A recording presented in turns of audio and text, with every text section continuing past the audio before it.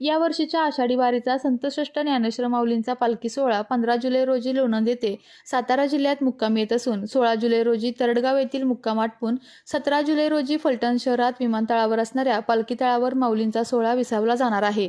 या सोहळ्यात माऊलींच्या सोहळ्यात सहभागी झालेल्या दिंडीतील वारकरी भाविक भक्तांसाठी फलटण नगरपालिका सर्व सोयी सुविधा उपलब्ध करून देण्याची तयारी करत असून नगरपालिका प्रशासनाच्या वतीने मुबलक पाणी, वीज पुरवठा तसेच इतर सर्व अत्यावश्यक गोष्टींसाठी सुसज्ज असून योग्य नियोजन केलेलं आहे।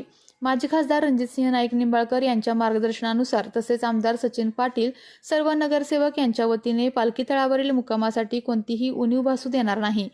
1 जुलै रोजी पालखी तळावर माऊलींच्या अत्यावश्यक सेवेच्या बाबतचा शुभारंभ करताना नगराध्यक्ष शमशेर सिंह आणि नगरसेवक तसेच मुख्याधिकारी निखिल जाधव व इतर सर्व अधिकारी तसेच फलटण शहरातील बहुसंख्य नागरिक उपस्थित राहून नगराध्यक्ष यांनी ग्वाही दिली आहे।